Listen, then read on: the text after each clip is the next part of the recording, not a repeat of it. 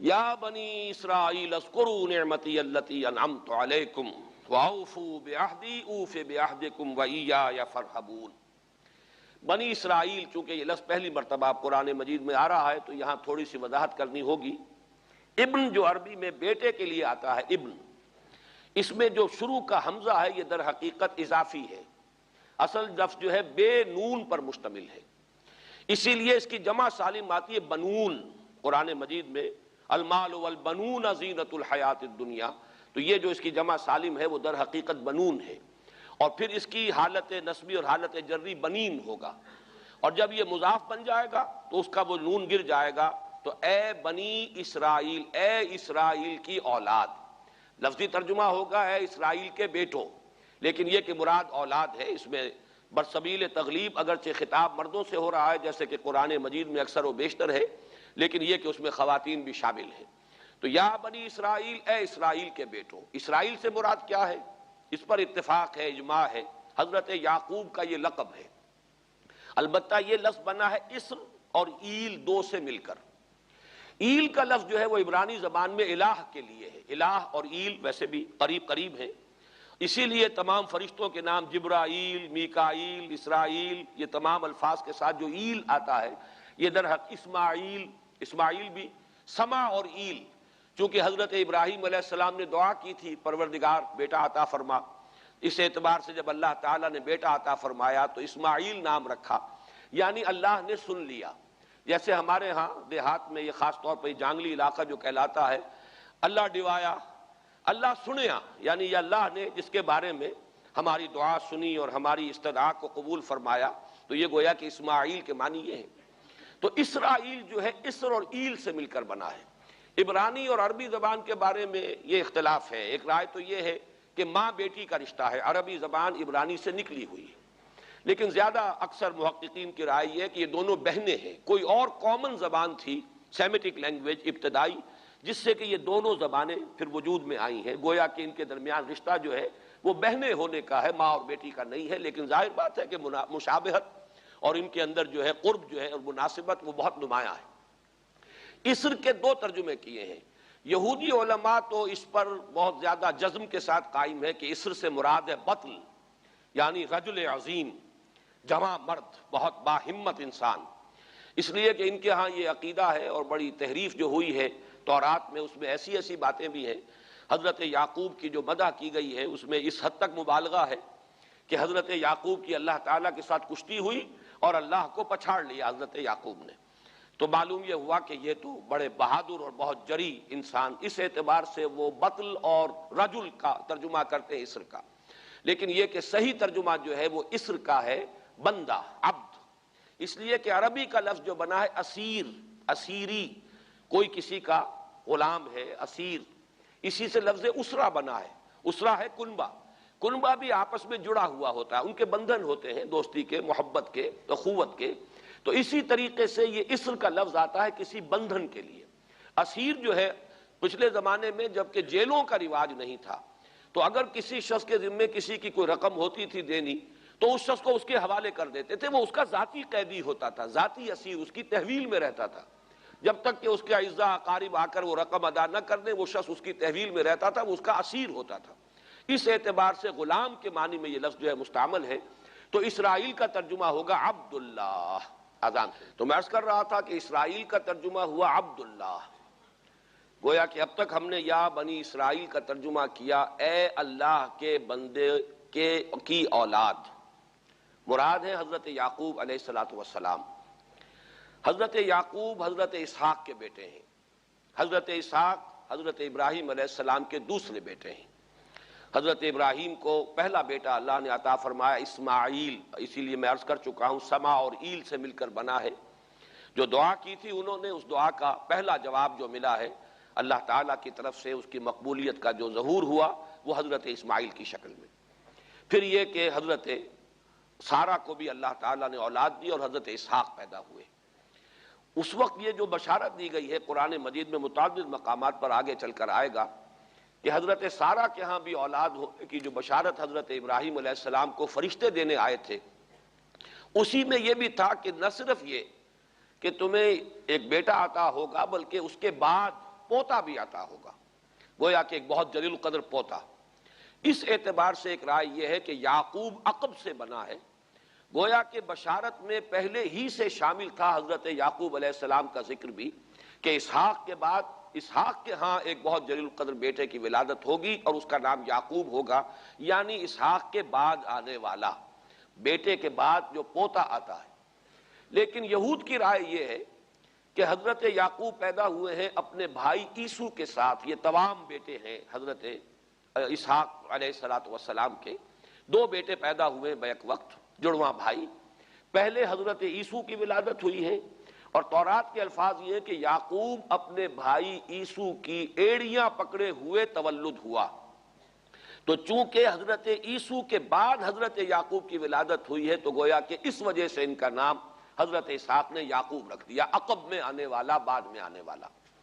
بہرحال حضرت یعقوب علیہ السلام کے پھر 12 بیٹے ہیں جن کی تفصیل پوری موجود ہے۔ یہ تاریخ جو ہے بڑی ریکارڈڈ ہے، اس لیے کہ بنی اسرائیل کی یہ تاریخ جو ہے books of the old testament میں اس کی پوری تفصیل موجود ہے۔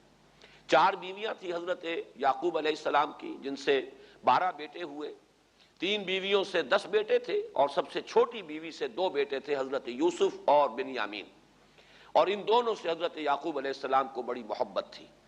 حضرت یوسف سے چونکہ یہ تاریخ شروع ہوتی ہے اس اعتبار سے کہ انہیں ان کے بھائیوں نے کنویں میں ڈالا، پھر اللہ تعالیٰ نے وہاں سے ان کے نکلنے کا سامان کیا، پھر مصر پہنچایا، پھر مختلف مراحل سے گزار کر انہیں وہاں ایک بہت اونچی پوزیشن تک پہنچایا۔ تو حضرت یوسف علیہ السلام سے اس اعتبار سے ان کی تاریخ شروع ہوتی ہے۔ 1906 قبل مسیح میں حضرت یوسف علیہ السلام کی پیدائش ہے، جہاں تک صحیح اندازہ کیا جا سکا ہے۔ یوں سمجھئے کہ آج سے تقریباً 4000 سال قبل یہ حضرت یوسف کی پیدائش ہے، اور حضرت یوسف پڑ پوتے ہیں حضرت ابراہیم کے۔ ان میں اگر آپ 200-250 سال کا اور اضافہ کریں تو آج سے کوئی 4,2500 سال قبل کی شخصیت بنتے ہیں حضرت ابراہیم علیہ السلام۔ حضرت یوسف کے زمانے میں پھر جیسے کہ وہ تفصیل سورہ یوسف میں آئے گی، یہ پورا خاندان آ کر کنعان میں تھے، لیکن وہاں سے آ کر مصر میں آباد ہو گئے۔ مصر میں ان کا بڑا اعزاز ہوا، اکرام ہوا۔ اس کے خاص حالات تھے کہ مصر میں اس وقت جو بادشاہت تھی وہ اصل مصر کے لوگوں کی نہیں تھی، بلکہ یہ بھی سیمیٹک لوگ تھے جو جا کر جنہوں نے عراق وغیرہ کے علاقے سے ہی جا کر انہوں نے فتح کیا تھا مصر کو، لہٰذا انہیں فرعون نہیں کہا گیا قرآن مجید میں، وہ فرائنہ کا خاندان نہیں ہے، بلکہ وہ تاریخ میں ہکسوس کنگز کہلاتے ہیں۔ تاریخ مصر میں وہ 15واں خاندان کہلاتا ہے وہاں کے بادشاہوں کا، 15th ڈائنیسٹی، اور یہ چونکہ لوکل نہیں تھا اس لیے ان کو فرعون نہیں کہا جائے گا، بلکہ یہ ہکسوس کنگز چرواہے بادشاہ تھے کہ جو عرب کے ان علاقوں سے آئے تھے جزیرہ نما سے، اور وہاں سے وہ چرواہے تھے۔ ان کا تو پیشہ ظاہر بات ہے صحرا میں کیا ہوتا ہے، بھیڑیں بکریاں پالنا، لیکن انہوں نے آ کر مصر کو فتح کیا، وہاں ان کی بادشاہت ہو گئی۔ محسوس ایسا ہوتا ہے کہ ایک سیاسی پہلو موجود تھا۔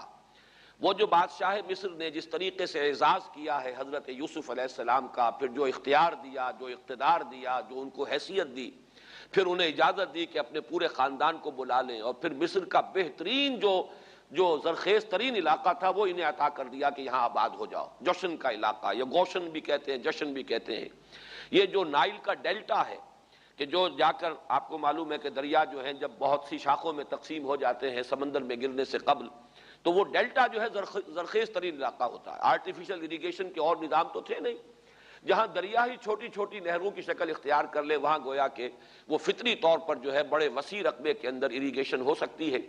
تو اس ڈیلٹا کے علاقے میں بہترین علاقہ ان کو دیا گیا، وہاں آباد ہو جاؤ۔ وہاں یہ رہے ہیں گویا کہ پیرزادوں کی حیثیت سے۔ ابھی ان کے پاس کوئی شریعت نہیں، ابھی کوئی کتاب نہیں ملی، ابھی صرف یہ ایک خاندان ہے، حضرت ابراہیم کی نسل کا ایک خاندان، اس لیے کہ حضرت ابراہیم کی نسل میں حضرت اسماعیل کی نسل ہے کہ جو عرب میں آباد ہو چکی ہے، ان کی نسل میں پھر حضرت اسحاق کے بیٹوں میں سے بھی عیسو کی نسل وہ اور جگہ پر آباد ہو چکی ہے۔ اس اعتبار سے یوں نہ سمجھیے کہ نسل ابراہیم صرف ان پر مشتمل ہے۔ اسی طرح بنی قطورہ تیسری جو آپ کی اہلیہ تھی، ان کی اولاد بھی، تو گویا کہ یہ بہت وسیع حلقہ ہے جو اولاد ابراہیم کا ہے۔ تو اولاد ابراہیم میں سے ایک شاخ ہے جو آ کر، یعنی حضرت یعقوب کے 12 بیٹے اور حضرت یعقوب بھی آ کر یہاں آباد ہو گئے، اور یہاں پھر یہ کچھ عرصے تک تقریباً 100-150 برس تک تو بڑے عیش میں رہے۔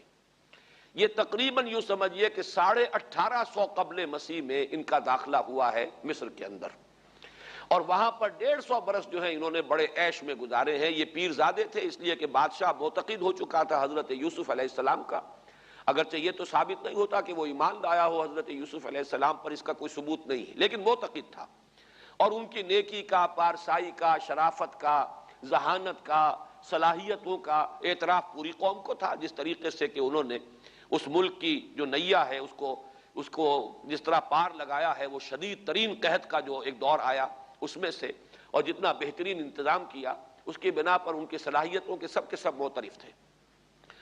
تو وہ 130 برس کی عمر میں غالباً ان کا انتقال ہوا ہے، اور 80 برس تک انہوں نے مصر پر گویا کہ جو سب سے زیادہ با اختیار شخص وہاں تھا بادشاہ کے بعد، بادشاہ اپنی جگہ پر تھا، لیکن یہ کہ جو بادشاہ کے بعد سب سے زیادہ با اختیار شخصیت تھی وہ حضرت یوسف کی تھی 80 برس تک۔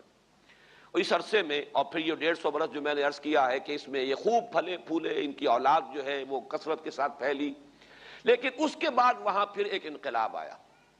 اس انقلاب کو آپ کہیں گے جیسے کہ مختلف ممالک میں آتا ہے، اب سنز آف دی سوائل جو اس ملک کے رہنے والے تھے، اصل آبادی قبطیوں کی، انہوں نے بغاوت کی اور ہکسوس کنگز کو نکال دیا، وہ خاندان ختم ہو گیا۔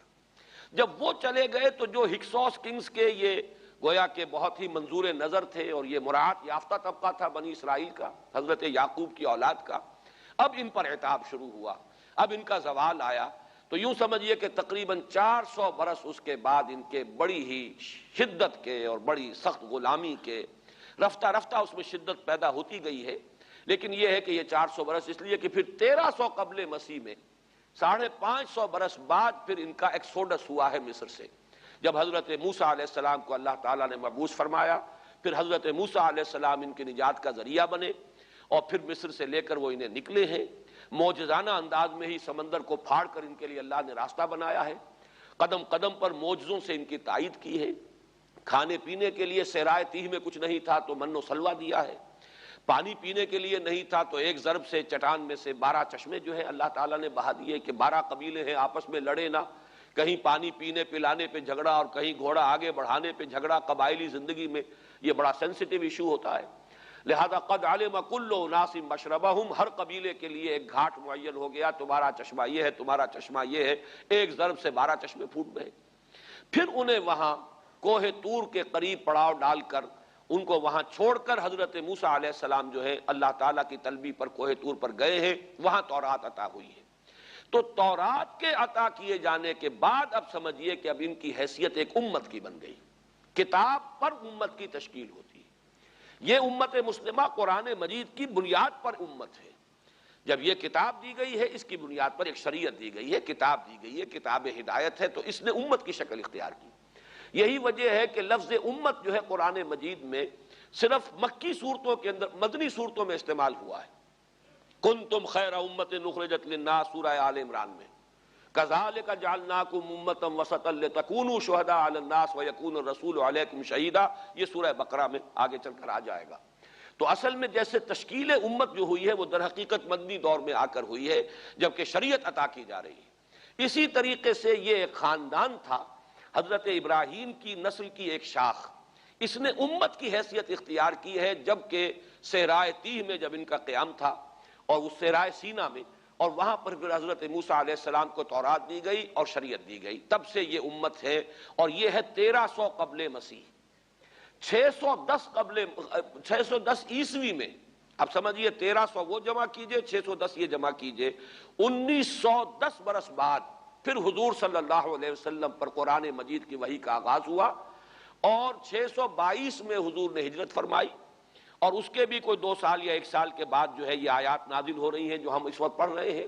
تو یہ سارا جو ہے تاریخی پس منظر ذہن میں رکھیے کہ یہ تقریباً 2000 برس کی تاریخ جو ہے ان کی بحیثیت امت، ویسے تو ان کی تاریخ اگر شروع کریں گے بنی اسرائیل تو حضرت یعقوب سے شروع ہونی چاہیے، اور وہ اس سے زیادہ ہو جائے گی طویل، لیکن در حقیقت امت کی حیثیت سے ان کی تاریخ 2000 برس کی شمار ہوگی کہ 1300 قبل مسیح میں جب ہجرت کی ہے حضرت موسیٰ علیہ السلام نے اپنی قوم کو لے کر مصر سے، اور جب صحرائے سینا میں آئے ہیں، سینائی پیننسولا میں، اور پھر کتاب ملی ہے، تورات عطا کی گئی، شریعت عطا کی گئی، تب سے اس کا امت کی حیثیت سے آغاز ہوا۔ ایک بات اور نوٹ کر لیجئے، ان کو امت مسلمہ کیوں نہیں کہا گیا؟ اس کے لیے اس کا ایک سبب ہے۔ در حقیقت امت مسلمہ کا لفظ یا خیر امت یا امت کا لفظ جو ہے اس موجودہ امت کے لیے اس لیے استعمال کیا گیا ہے کہ یہ امت کسی ایک نسل پر مشتمل نہیں ہے۔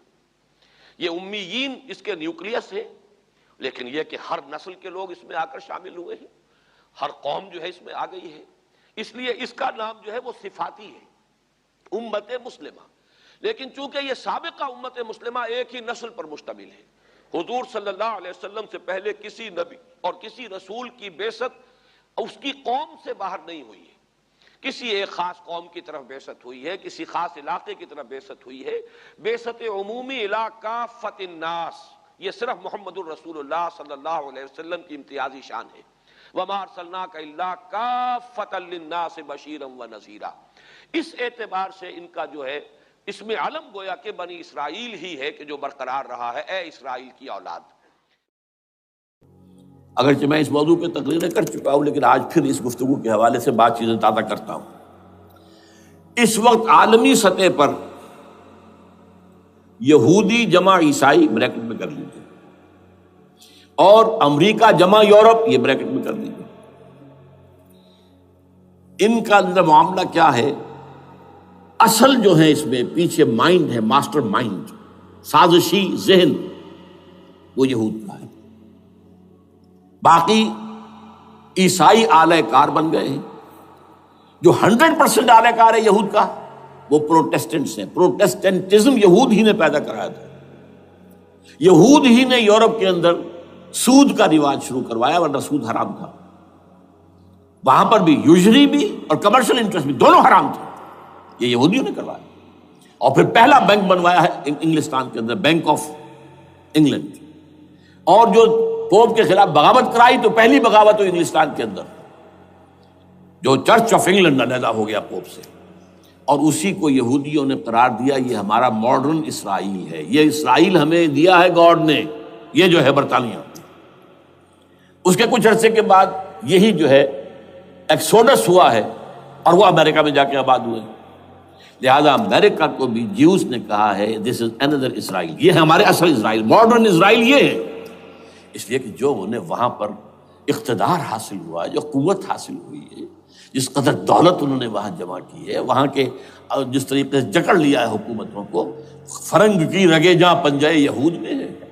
ٹھیک 100 سال پہلے علامہ اقبال یہ مشاہدہ کر کے آ گئے تھے یورپ میں، اور کون دیکھنے والا تھا کہ وہاں کیا ہو رہا ہے، بیہائنڈ دی سین کیا ہے، سامنے کیا ہے، پردے کے پیچھے کیا ہے۔ فرنگ کی رگے جہاں پنجے یہود میں۔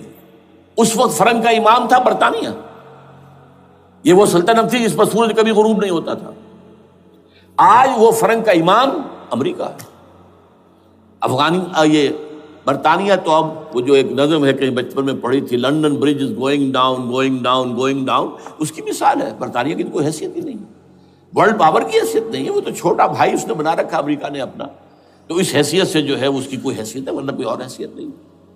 بہرحال ان دونوں میں یہ ہے کہ پیچھے ماسٹر مائنڈ، سازشی ذہن، پلاننگ، سکیم ساری یہودیوں کی۔ اعلی کار امریکہ سب سے بڑھ کر، اس کے بعد برطانیہ ہے، اور اس میں اصل پروٹیسٹنٹس، ان میں بیپٹسٹ، ان میں اس سے بھی آگے بڑھ کر ایونجلسٹ، جن کو کہتے ہیں بورن اگین کرسچنس، جن کو کہتے ہیں نیو کنزرویٹو کرسچنس، یہ تمام اصطلاحات آپ اخبارات میں پڑھتے ہوں گے، ان کو گروپ کر لیجیے۔ یہ اصل اعلی کار، ان کو ایک نیا نام دیا گیا ہے کرسچین زائنسٹ۔ ایک یہودی زائنسٹ ہیں، سارے یہودی زائنسٹ نہیں ہیں، بہت سے یہودی ہیں جو یہ زائنسٹ کے مخالف ہیں۔ چنانچہ میری ہیوسٹن میں ملاقات ہوئی تھی ڈاکٹر وشو گرانٹ، بہت بڑا پروفیسر ایمیریٹس یہودی، لیکن یہ کہ اس نے کہا، بڑے اجتماع میں کہا، ہمارا اجلاس تھا وہاں پر، ہم نے یہ جو ہے بلایا تھا، ایک یہودی، ایک عیسائی اور ایک مسلمان، تینوں جو ہیں وہ تقریریں کریں۔ انہوں نے کہا تھا کہ وی آر ناٹ سپورٹنگ اسرائیل۔ اس نے وہ عیسائی جو آیا ہوا تھا پروفیسر، اس کی طرف they are supporting Israel, we are not supporting Israel. اسی طرح میری جو ہوئی تھی round table conference, round table, اس میں ایک یہودی پروفیسر تھے، وہ ہسٹری کے پروفیسر، میں نام بھول رہا ہوں ان کا، انہوں نے کہا آئی ایم اینٹی زائنزم، میں زائنزم کے خلاف ہوں۔ تو زائنسٹ جو ہے اصل میں ایک سیکولر یہودیوں کی تحریک ہے، اور اس کے سب سے بڑے سپورٹرز کرسچن زائنسٹ وہ امریکہ میں بیٹھے ہوئے۔ تو یہ ہے صورتحال۔ یہ جان لیجئے کیتھولکس جو ہیں یہ اتنے پرو یہودی نہیں ہیں، اب رفتہ رفتہ وہ بھی اس کے اندر آ کر شامل ہو گئے۔ یورپ جو ہے زیادہ Catholics, Roman Catholics, Roman Catholics کا یہ بھی آپ نے جملہ پڑھ سنا ہوگا کہ یہ جو ترکی جو ہے ہمارا ملک، یہ جو کوشش کرتا رہتا ہے گھسنے کی یورپین یونین کے اندر، تو ایک دفعہ جان شراق نے کہا تھا، بڑا پیارا جملہ تھا، Why doesn't Turkey understand that we are a Christian club؟ یہ ہماری جو یونین ہے یورپین، یہ تو کرسچین کلب ہے، وہ مسلمان ہے، وہ کس وجہ سے آنا چاہتا ہے اندر؟ کیوں تو خود داخل ہونا چاہتا ہے؟ Why doesn't Turkey understand that we are a Christian club؟ لیکن یہ ہے رومن کیتھولکس، اور ان کا میں بعد میں آپ کو بتاؤں گا۔ یہی آپ کو معلوم ہے کہ یورپ نے عام طور پر اسرائیل کا اتنا ساتھ نہیں دیا جتنا جو امریکہ دیتا رہا ہے، اور کسی درجے میں ان کے دلوں میں سافٹ کارنر جو ہے عرب فلسطینیوں کے لیے بھی رہا ہے۔ یہ معاملہ ایران کے بارے میں بھی رہا ہے، جس قدر سٹرانگ ایکشن امریکہ لینا چاہتا ہے، یہ جو ہے اس کے ساتھ نہیں ہے۔ تو یہ تھوڑا سا فرق ہے، وہ میں اس کا ایک بنیاد بعد میں بتا دوں گا آپ کو۔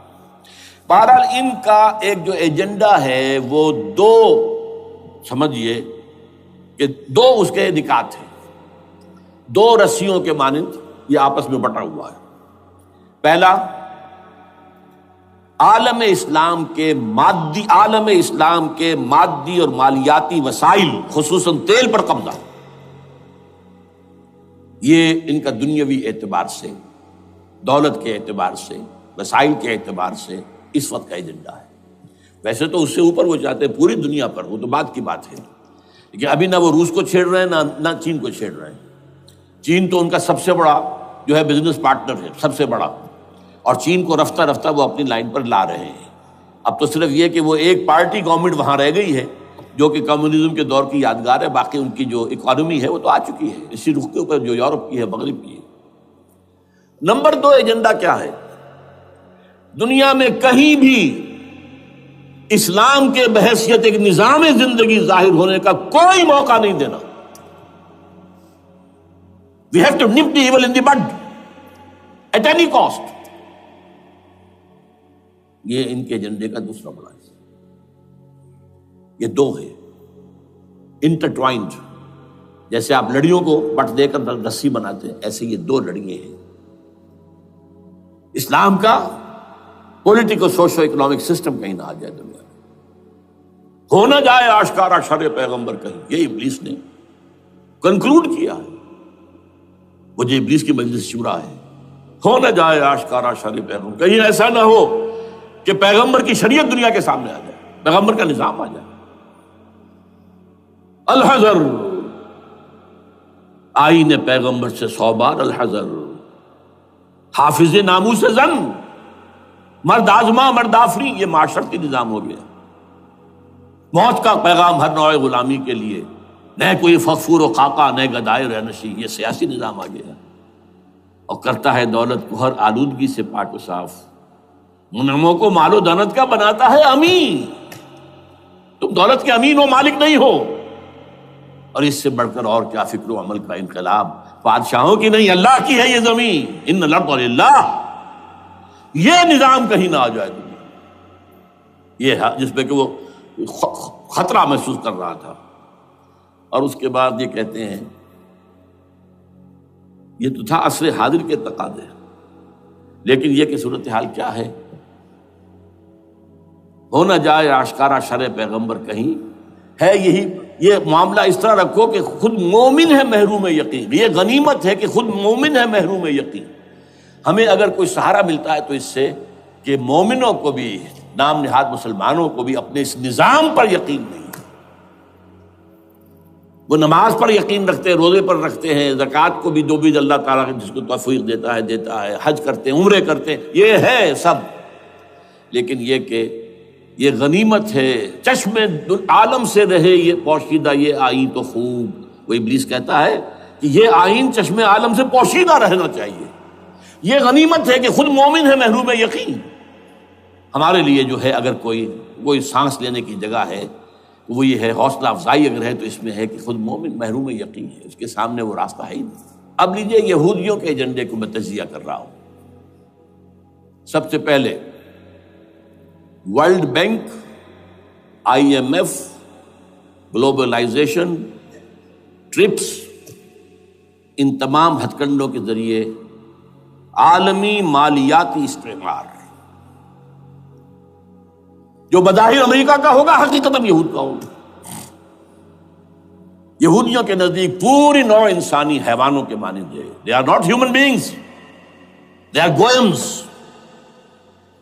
They are Gentiles. یہ انسانی شکل میں حیوان ہیں، اور جیسے حیوانوں کو ایکسپلائٹ کرنا، استعمال کرنا انسانوں کا حق ہے، گھوڑے کو آپ باندھتے رہے ہیں نا ٹانگے کے آگے، اور بیلوں سے آپ ہل جتواتے رہے ہیں، تو جیسے یہ حق ہے ایسے ہمارا حق ہے پوری دنیا کے جو ہے وسائل ان کو کھینچے۔ ہاں جیسے گھوڑے اور بیل کو بھی کچھ نہ کچھ دانہ تو ڈالنا پڑتا ہے، چارہ تو دینا پڑتا ہے، تو ان کو بھی کچھ دو۔ یہ پوری نوع انسانی ورکرز بن کر رہ جائے، حیوان بن جائیں، بالکل شہوت کے غلام بنا دو انہیں، اخلاقی اقدار کا بیڑا غرق کر دو، خاندانی نظام کو تہوبالا کر دو۔ یہ باقاعدہ جو Protocols of the Elders of the Zion تھے ان سب میں موجود ہے لکھا ہوا، جو 1897 میں انہوں نے پاس کیا اپنا پروگرام بیسل میں، سوئٹزرلینڈ کا ایک شہر ہے۔ Protocols of the Elders of the Zion, ان کو حیوان بنا دو، بس حیوانوں سے کام لیتے رہو۔ ہاں ان کی کمائی کا کچھ حصہ ان کے لیے چھوڑ دو، وہ بھی زندہ رہیں، وہ بھی آخر کام کیسے کریں گے، اور اصل جو ہے ملائی کھینچ دو اپنے اس نظام کے ذریعے سے۔ World Bank, I M F, stock exchange, TRIPS, globalization, اس کے ذریعے سے عالمی مالیاتی استعمار۔ نمبر 2، ایک ہے ان کا ایجنڈا، یہ تو عالمی ہے۔ دوسرا ایجنڈا کیا ہے؟ وہ لوکل ہے۔ وہ کیا ہے؟ گریٹر اسرائیل کا قیام، جس میں مصر کا سارا زرخیز علاقہ شامل ہوگا، جو ڈیلٹا کا علاقہ کہلاتا ہے اس کا، جہاں کے اس وقت کے بادشاہ نے، حضرت یوسف علیہ السلام کے زمانے کے بادشاہ نے، وہ فرعونہ کے خاندان میں سے نہیں تھا، وہ عرب تھا، عربوں ہی سے کسی وقت کوئی قوم آئی تھی جو کہ مصر پر قابض ہو گئی تھی، اس نے حضرت یوسف کے خاندان کو لا کے وہاں آباد کیا۔ بہترین جشن کا علاقہ کہلاتا ہے، بہترین۔ وہ کہتے ہیں ہمارا ہے، ہم رہے وہاں پر کئی 100 برس تک رہے۔ عراق ہمارا ہے، وہاں ہمیں قید میں رکھا گیا، نبوکدنضر لے گیا تھا۔ عرب کا شمالی حصہ جو ہمارا ہے، وہاں خیبر میں یہودی قلعے تھے، اور وہاں مدینے کے اندر جو ہے 3 قبیلے یہودی تھے جنہیں محمد نے صلی اللہ علیہ وسلم نے وہاں سے نکال باہر کیا تھا۔ یہ جارڈن یہ ترکی کا بھی کچھ حصہ ہمارا ہے، باقی پورا لبنان اور پورا فلسطین، یہ سب اس کے اوپر بنے گا ایک greater Israel. This is there local agenda, اور اس کے لیے ضروری ہے ایک بہت بڑی جنگ، ایسے آسانی سے نہیں ہو جائے گا۔ آرمگیڈون، جس کو حضور نے فرمایا الملحمۃ العظمیٰ، الملحمۃ الکبریٰ، بہت بڑی جنگ، جس کی خوفناکی اور تباہ ناکی کا اندازہ اس سے کیجئے۔ حضور فرماتے ہیں کہ اگر ایک باپ کے 100 بیٹے یا ایک دادا کے 100 پوتے ہوں گے تو ان میں سے 99 ختم ہو جائیں گے، ایک بچے گا۔ اور ایک جگہ فرماتے ہیں اتنی اموات ہوں گی، اتنی لاشیں ہوں گی کہ ایک نفاست پسند پرندہ جو ہے، جو گندگی پہ نہیں اترنا چاہتا، ایک تو ہے یہ کوے، چیلیں، گدھ، وہ تو گندگی ہی کی تلاش میں ہے مردار کھانے کے لیے، وہ تو لاشوں کو نوچ رہے ہوں گے۔ وہ پرندہ جو ہے نفاست پسند پرندہ، وہ نہیں اتر سکے گا، اڑتا اڑتا چلا جائے گا، لیکن لاشوں کا سلسلہ ختم نہیں ہوگا، یہاں تک کہ تھک ہار کر لاشوں پر گر جائے گا۔ یہ دور نہیں ہے، اس لیے کہ اس پر متفق ہیں یہودی بھی اور عیسائی، پروٹسٹنٹس عیسائی اس کے اوپر پوری طرح متفق ہیں۔ آرمگیڈون، جسے آپ 3rd ورلڈ وار کہہ لیں، الملحمۃ العظمیٰ کہہ لیں، الملحمۃ الکبریٰ کہہ لیں حضور کے الفاظ میں، یہ آئے گی۔ اس کے نتیجے میں گریٹر اسرائیل بنے گا۔ نمبر 3، پھر بنے گا 3rd ٹیمپل، جو ٹائٹس نے گرا دیا تھا 70 میں، سن 70 عیسوی، جسے گرے ہوئے کتنا عرصہ ہو گیا؟ 2008، اندازہ کر لیجئے 1800 کتنے برس ہو چکے۔ وہ دوبارہ بنائیں گے 3rd ٹیمپل، اور اس کے لیے مسجد اقصیٰ کو گرائیں گے اور ڈوم آف دی راک، قبۃ الصخرہ، وہاں لا کر پھر اس میں کنگ ڈیونز تھرون لا کے رکھا جائے گا۔ یہ بھی میرے علم میں پہلی مرتبہ اسی ٹرمپٹ رسالے سے آیا۔ وہ کیا ہے؟ حضرت داؤد کا، آج سے کتنے ہزار سال پہلے کی بات ہے، اندازہ کیجیے، 1000 قبل مسیح، اور یہ اب 2000 ہو گیا عیسوی، 3000 برس تو ہو گئے۔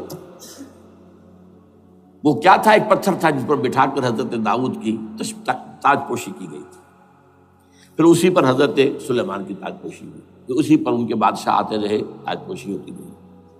ٹائٹس نے جب گرایا ہے سن 70 عیسوی میں، یروشلم کو برباد کیا، 1,33,000 یہودی ایک دن میں قتل کیے، ایک دن میں، باقی نکال دیا، بھاگ جاؤ یہاں سے۔ اس کو کہتے ہیں diaspora, that started in 70 AD، یہ منتشر ہو گئے، جس کا جہاز سنگھ سمایا چلا گیا، یورپ میں چلے گئے، شمالی افریقہ میں، مسلمان ملکوں میں، انڈیا میں آ گئے، ایران میں آ گئے، سب جگہ وہاں سے نکال دیے گئے، ڈائسپورا۔ بہرحال وہاں سے وہ ٹائٹس وہ پتھر لے گیا، وہ روم میں لے گیا، روم سے کسی طرح وہ آئرلینڈ پہنچ گیا۔ آئرلینڈ پیور کیتھولک ملک ہے، آپ کو معلوم ہوگا، اور وہاں پر پروٹیسٹنٹس کی اور کیتھولکس کی جنگیں ہوتی رہتی ہیں۔ کبھی بھی شیعہ سنی مسلمانوں کی اس طور سے خانہ جنگی نہیں ہوئی ہے جیسے کہ وہاں ان دو عیسائیوں میں، کیتھولکس اور پروٹیسٹنٹس میں ہوتی ہے۔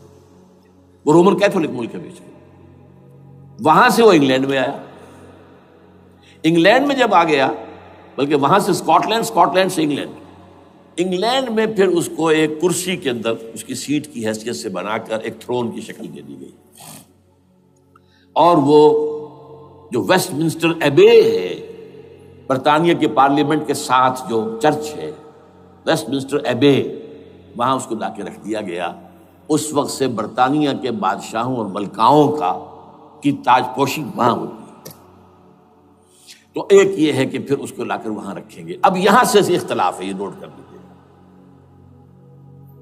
یہاں تک عیسائیوں کا، یہودیوں کا ایجنڈا ایک،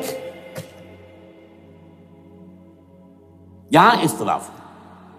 یہودیوں کے نزدیک ان کا مسیح آئے گا اور وہ وہاں بیٹھ کر پوری دنیا پر راج کرے گا۔ وہ مسیح جس کی خبر دی گئی تھی شروع کی کتابوں میں، جو تورات کی ابتدائی کتابیں ہیں، وہ تو حضرت مسیح کی شکل میں آ گئے۔ دی پروفیسی واز فلفلڈ۔ یہودیوں نے نہیں مانا، انہیں تو قرار دیا جادوگر ہے، کافر ہے، مرتد ہے، ولد الزنا ہے، اور اپنے بس پڑتے سوری پر چڑھا دیا۔ وہ دوسری بات ہے، اللہ نے کیا کیا، وہ ایک علیحدہ مسئلہ ہے۔ چنانچہ یہ کہ دی سچویشن از ویکنٹ، وہ مسیحا کی جگہ ابھی باقی ہے ان کی، and they are waiting for ہم۔ تو وہ آئے گا اور وہ یہاں اس تخت داؤد پر بیٹھ کر پوری دنیا پر حکومت کرے گا۔ عیسائیوں کا کہنا کیا ہے کہ در حقیقت حضرت مسیح نازل ہوں گے، سیکنڈ کمنگ آف جیسس، جس کو ہم بھی مانتے ہیں، اگرچہ ہوگا کیسے، حالات و واقعات کا کیا ہمارے نزدیک رنگ ہے وہ کچھ مختلف ہے، وہ میں بیان نہیں کر سکتا۔ حضرت مسیح علیہ السلام پھر اس تخت پر بیٹھیں گے ان کے عیسائیوں کے مطابق۔ چنانچہ پوپ جو مر گیا ہے، پال سیکنڈ، اس کو یہ ٹرمپٹ والے کہتے ہیں شیطان، اور ان کا کہنا یہ ہے کہ اس شیطان نے the old ancient Holy Roman Empire کو ریوائیو کیا ہے، یونائٹڈ یورپ بنا کر۔ اور ان کا مقصد کیا ہے کہ یہ فلسطین میں ایک رومن کیتھولک حکومت قائم کرنا چاہتے ہیں۔ یہودی اپنی حکومت چاہتے جو ہے، اور وہ اپنی حکومت چاہتے ہیں، یہ ان کا کہنا ہے۔ یہ میں نہیں جانتا کہ اس میں کس حد تک ان میں ایک دوسرے پر الزام درست ہے، لیکن جیسے کہ آپ کو معلوم ہے کہ انڈونیشیا کے اندر بھی ہوا تھا، ایک جزیرے کو تقسیم کر دیا، ایک حصہ جو ہے اس کا وہ رومن کیتھولک ریاست بن گیا۔ شاید نائجیریا میں بھی اس طرح کا معاملہ ہوا ہے، کچھ تھوڑے علاقے کے اندر، وغیرہ وغیرہ۔ تو یہ ہے، لیکن بہرحال یہ ان کا۔ عیسائیوں کا معاملہ کیا ہے؟ میں نے جیسا کہ بتایا کہ یہ تو اس ایجنڈے کے اندر متفق ہے، اور عیسائی بھی ورلڈ ڈومینیشن، مالیاتی جو ہے استعمار، اس کے لیے کوشاں ہیں۔ لیکن ان کے نزدیک حضرت عیسیٰ ابن مریم آئیں گے علیہ الصلوۃ والسلام، اور وہ حکومت کریں گے۔ اس پورے ڈرامے کا اسکرپٹ پورا یہودیوں کا لکھا ہوا ہے، اور انہی کی سازش اس پورے ڈرامے کے پیچھے ہے۔ البتہ بظاہر اس ڈرامے کا بڑا کیریکٹر جس سے آپ ہیرو کہیں وہ امریکہ ہے، اور اس کے تابع یورپ بھی ہے. یہ ہے عالمی سطح پر معاملہ اس وقت. ویسے میری 2 کتابیں جو ہیں اس پر کتابچے ہیں. 4 سال پہلے میں نے اسی مقام پر 2 تقریریں کی تھی. ایک موجودہ عالمی حالات اور اسلام کا مستقبل. وہ دوسرا حصہ جو میں اس وقت نہیں چھیڑ رہا، ہوگا کیا اصل میں، جس میں یہ ہے کہ کہیں اسلامی ریاست قائم ہو، خلافت کا نظام قائم ہوگا کہاں ہوگا یہ میں بحث نہیں کر رہا. حضرت مہدی کا ظہور ہوگا، وہ آئیں گے عرب کے اندر. پھر یہ ہے کہ وہ جو گریٹر اسرائیل کے خلاف جہاد ہوگا، اور اللہ کرے گا کہ رفتہ رفتہ یہ ممالک جو ان سے لے لیے جائیں گے، یہاں تک کہ بالآخر ایک یہودی اعلان کر دے گا میں ہوں مسیح، جس کو کہ عیسائی بھی کہتے ہیں اینٹی کرائسٹ، اور یہ کہتے ہیں یہ بیپٹسٹ بھی کہ اینٹی کرائسٹ جو ہے وہ یہودی ہوگا. جبکہ کچھ عرصے پہلے بہت بڑا پروپیگنڈا ہوا تھا کہ اینٹی کرائسٹ جو ہے، دجال جو ہے وہ تو مسلمان ہوگا. نہیں، لیکن وہ کہتے ہیں کہ ہوگا یہودی ہوگا. اور پھر اس یہودی کو قتل کریں گے حضرت مسیح، دی ریئل مسیح، اصل مسیح جو اٹھا لیے گئے درمیان میں، وہ آئیں گے اور ان کے ہاتھوں دجال بھی قتل ہوگا، اور پھر مسلمانوں کے ہاتھوں ایک ایک یہودی ختم ہوگا. پھر ایک عالمی اسلامی ریاست قائم ہوگی حضرت مسیح کے ہاتھوں، اور وہاں پر حضرت مسیح ایک حدیث میں آتا ہے 40 برس تک پوری دنیا پر حکومت کرے گی. بہرحال یہ دوسرا پکچر ہے جو ہمارے سامنے، میں اس وقت کی تفصیل میں نہیں جا رہا. جو ان کے سامنے پکچر ہے وہ میں نے آپ کو بیان کر دیا. اب اس میں تجزیہ کیجئے افغانستان پر حملے کا اصل سبب جو میں نے 2 بتایا نا، 2 لڑیاں ہیں ان کے ایجنڈے کی. ایک اسلام کہیں ظاہر نہ ہو جائے، اسلام کا نظام ظاہر نہ ہو جائے، اور ایک مسلمانوں کے مالیاتی خاص طور پر تیل کے وسائل پر قبضہ. اب افغانستان میں کیا ہوا ہے، یہ سارا معاملہ تھا اسلام کا راستہ روکنے کے لیے، کہ یہاں تو اسلام ایک شکل دکھا رہا ہے اپنی، اور اگر انہیں موقع مل گیا تو یہ تو ایک ایسی ویلفیئر اسٹیٹ قائم کر دیں گے.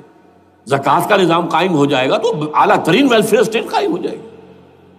اور اگر یہاں پر جو ہے یہ ساری سزائیں نافذ ہو گئی، معاشرہ کرائم فری ہو جائے گا، لوگوں میں محبت ہوگی، مساوات ہوگی، اور یہ کہ عام لوگوں کے لیے ویلفیئر ہوگا. اور یہ سامنے نظام آ گیا تو پھر ہمارا یہ نظام کیپٹلزم یہ کہاں رہے گا، اس کو تو منہ چھپانے کی جگہ نہیں ملے گی. لہذا افغانستان پر حملے کا اصل موٹیو یہ ہے.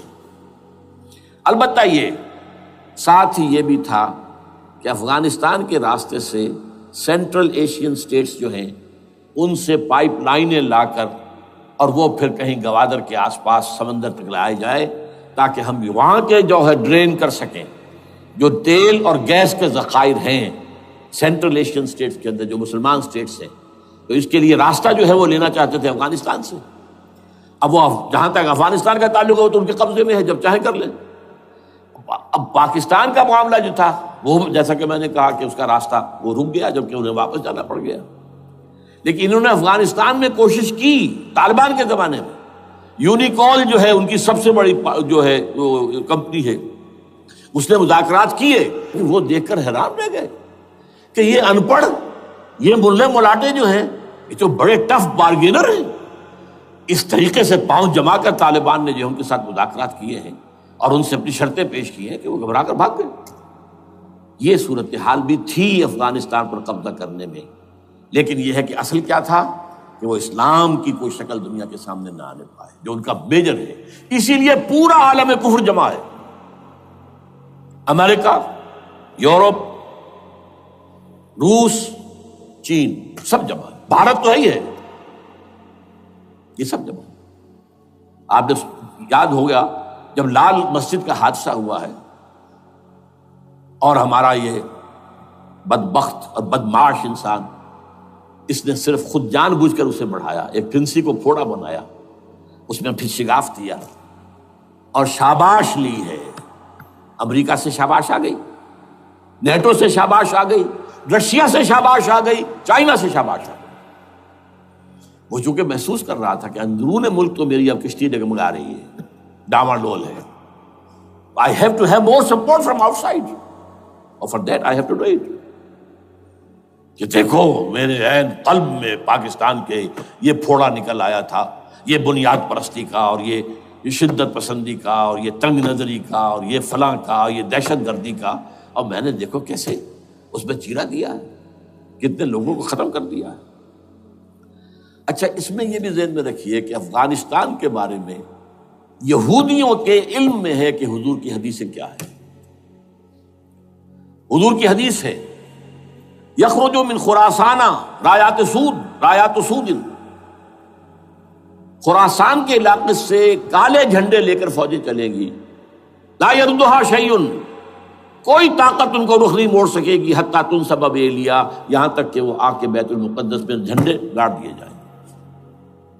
دے نو اٹ، یہ جان لیجیے یہ لوگ پڑھے لکھے لوگ ہیں. میں آپ کو ایک واقعہ سناتا ہوں.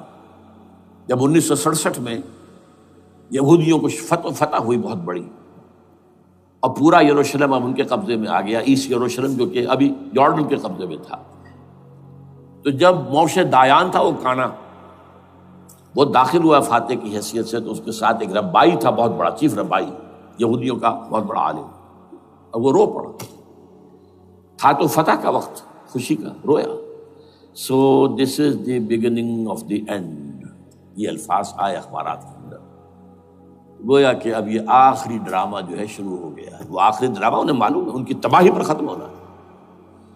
اس میں حضرت مسیح کے نزول کے بعد یہ ٹرمپٹ والا بھی لکھتا ہے کہ 80% یہودی قتل ہو جائیں گے، اور میں سمجھتا ہوں کہ 20% اگر صحیح ہے اس کی بات، تو وہ ہوں گے جو اب حضرت مسیح پر ایمان لے آئیں گے. باقی 80% اپنے اس کفر پر اڑے رہیں گے اور قتل ہوں گے. اسی طرح حضور کی ایک حدیث ہے کہ جب یہودیوں کا قتل عام ہو رہا ہوگا، اگر مسلمان قتل کریں گے، تو اگر کسی درخت کے پیچھے یہودی چھپا ہوگا تو درخت پکارے گا، اے مسلمان، ہاں عبداللہ آؤ ادھر، یہ میرے پیچھے یہودی چھپا ہوا، قتل کرو اسے.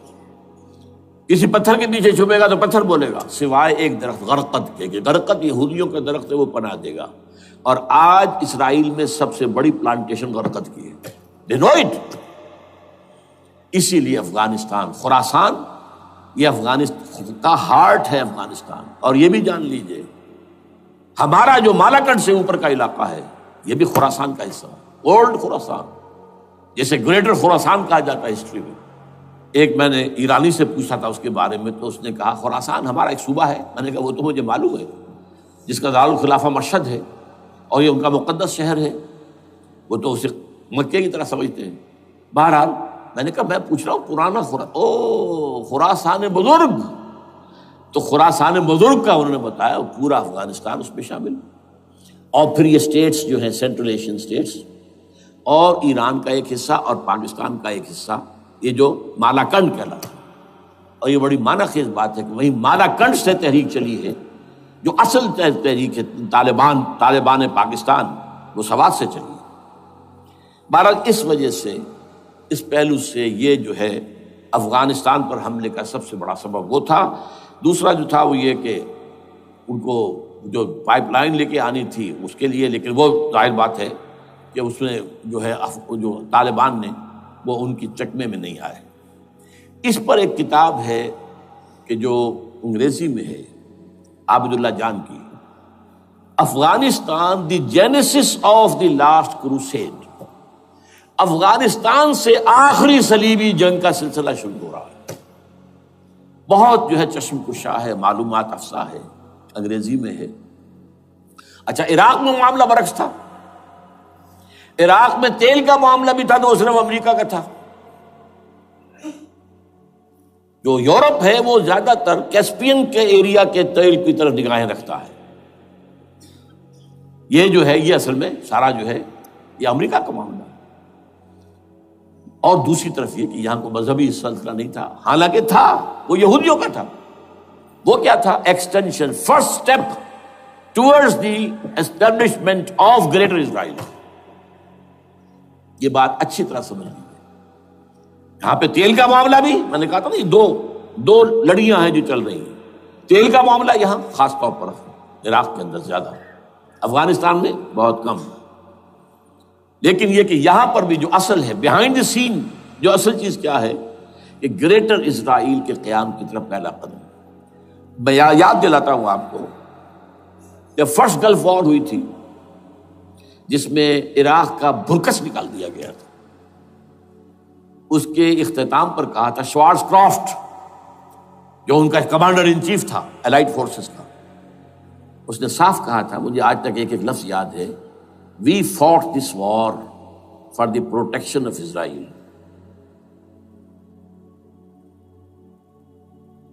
اور اب جو ابھی ہوا معاملہ، جب صدام گرا ہے، اس کا مجسمہ بھی گرا ہے، تو اس کے بعد وہ شخص، وہ بدبخت، وہ خبیث جو ابھی پڑا ہوا کومے میں، شیرون نے کہا تھا ان قریب عراق پر ہماری حکومت ہوگی، اور اس سے پہلے تو ہم صرف عراق میں سے یوفریٹس تک کا علاقہ مانگتے تھے، دریائے فرات تک کا، اب ہمارا مطالبہ یہ ہے کہ ہم تو در حقیقت دجلہ تک جائیں گے، دجلہ، تاکہ پورا کا پورا جو فرٹائل جو دو آبا ہے دجلہ اور فرات کے درمیان کا بہترین علاقہ، وہ سارا ہمارے پاس۔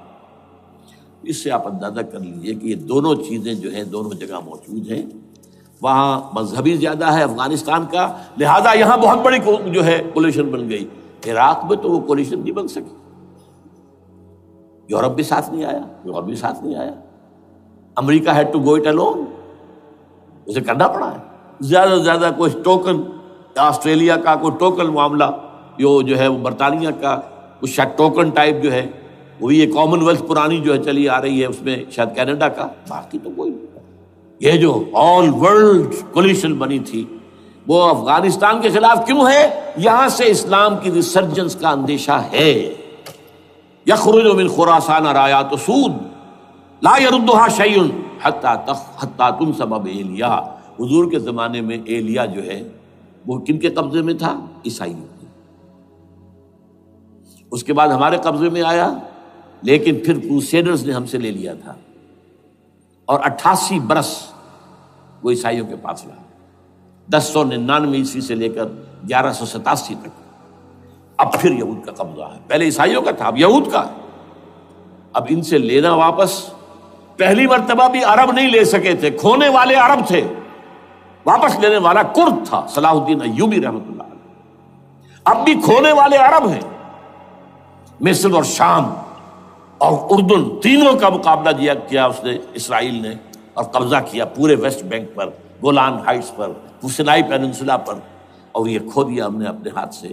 اور اب بھی عربوں میں تو کوئی دم نہیں ہے، کوئی جان نہیں ہے، ان کو عیاشیوں نے، دولت مندی نے بالکل تباہ و برباد اور کھوکھلا کر کے رکھ دیا۔ بہرحال یہ جو چیزیں میں نے آپ کو بتائی ہیں، یہ تو وہ پلانز ہیں جو سب شیاطین جن و انس کے پروگرام ہیں۔ وہ جیسے کہ کبھی کہا تھا خمینی صاحب نے، شیطان بزرگ، دی گریٹسٹ سیٹن، امریکہ، اصل میں امریکہ، اور اس کے پیچھے حقیقت میں یہود، سامنے امریکہ، پیچھے یہود۔ بالفعل کیا ہوگا یہ تو پھر اللہ ہی جانتا ہے کیا ہوگا۔ وَمَكَرُوا وَمَكَرَ اللَّهُ، کافر اپنی چالیں چلتے ہیں، اللہ اپنی چال چلتا ہے۔ اور سَنَسْتَدْرِجُهُم مِّنْ حَيْثُ لَا يَعْلَمُونَ وَأُمْلِي لَهُمْ إِنَّ كَيْدِي مَتِينٌ۔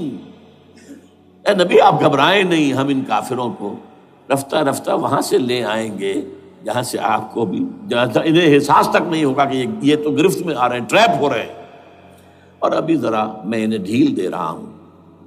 میں املی لہم ان کیدی متین، میری چال بہت مضبوط ہے۔ وہ اللہ کیا کرے گا وہ میں نے آپ کو بتایا، جھلک دکھا دی ہے۔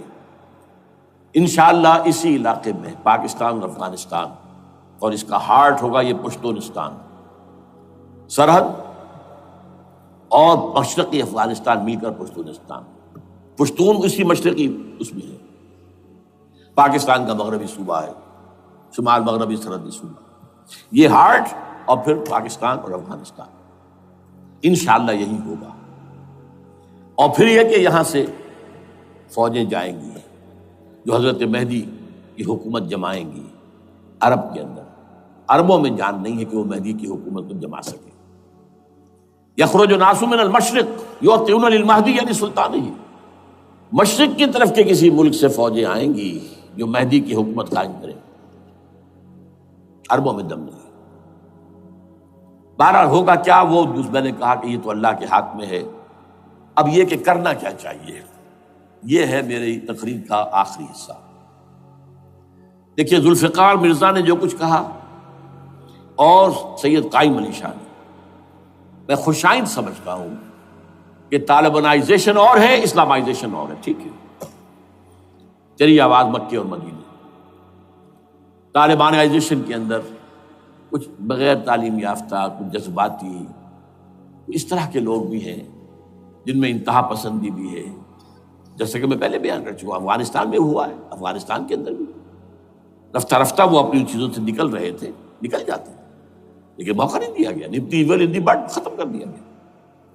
اسی طرح ہمارے سرحدی صوبے میں جیسا کہ میں بتایا 3 قوتیں برسرکار ہیں. ہو از ہو نوز اٹ، کون کیا ہے.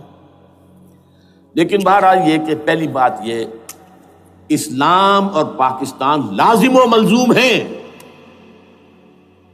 یہاں اسلام آئے گا تو یہ ملک رہے گا، نہیں آئے گا تو ختم ہو جائے گا. اس میں کوئی شک نہیں. میری 2 کتابیں پڑھ لیجیے اگر اللہ توفیق دے، ہمت دے. اسلام اور پاکستان، یہ سن 67-68 کی تحریر ہے میری. جینیسس آف پاکستان کیا تھا، how Pakistan came into existence. پھر یہ کہ میں نے استحکام پاکستان کے نام سے سن 85 کے اندر کتاب لکھی ہے. یہ دونوں کتابیں پڑھی ہیں. پاکستان کا کوئی جواز نہیں اگر یہاں اسلام نہ آئے، اور واقعتاً ہم جواز کھو چکے ہیں. یہ تو اللہ تعالیٰ ہمیں مہلت دے رہا ہے. لیکن اب یہ سمجھ لیجئے، یہ اللہ تعالیٰ کی طرف سے ایک خاص مہلت ہے، اور شاید آخری مہلت ہے جو ہمیں مل رہی ہے. یہاں اسلامائزیشن نہ ہوا تو یہ ملک نہیں رہے گا. میں یہاں آپ کو ایک شعر سنا دوں. ہے تو ایک ایسی شخصیت کا جو کچھ کنٹروورشل بھی ہو گئی، بعد میں بدنام بھی ہو گئی. ایک زمانے میں جماعت اسلامی کے بڑے مخلص کارکن تھے وہ، مولانا کوثر نیازی.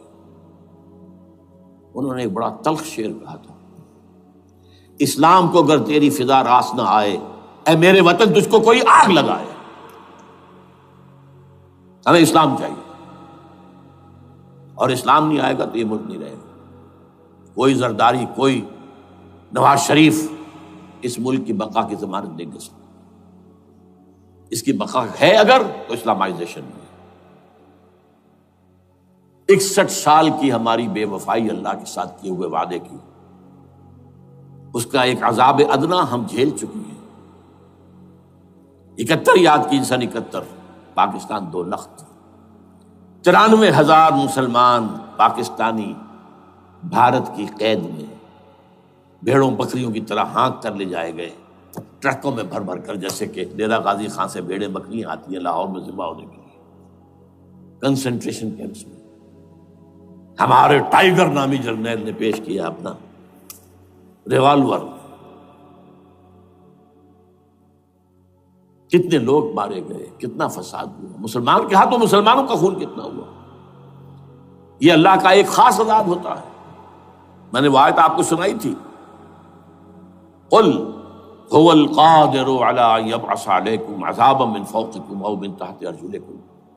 اے نبی سے کہہ دیجیے اللہ اس پر قدرت رکھتا ہے، جب چاہے تم پر کوئی عذاب اوپر سے بھیج دے، تمہاری زمین کے نیچے سے نکال دے. زلزلہ آیا تھا کہ نہیں؟ او یلبسکم شیعا، ایک تیسری شکل بھی ہے. نہ اللہ آسمان کو کوئی تکلیف دے، نہ زمین کو. زمین پھٹے گی تو آدمی جائے گا نا اندر، بلکہ تمہیں گروہوں میں تقسیم کر کے او یلبسکم شیعا فیذیق بعضکم بعض بعض، تو ایک دوسرے کی قوت کا ایک دوسرے کو مزہ چکھائے. تم خود ایک دوسرے کے گلے کاٹو. ہمیں کسی اور قوم کو تکلیف دینے کی ضرورت نہیں ہوگی. یہ کام ہمارے ساتھ ہو چکا ہے 1971 میں. بہرحال اب اس کے بعد بھی تاخیر تو ہماری جو کی تو ہے. اب ہم اس جگہ پر پہنچ گئے کہ شاید اب عذاب الاکبر آنے والا ہے.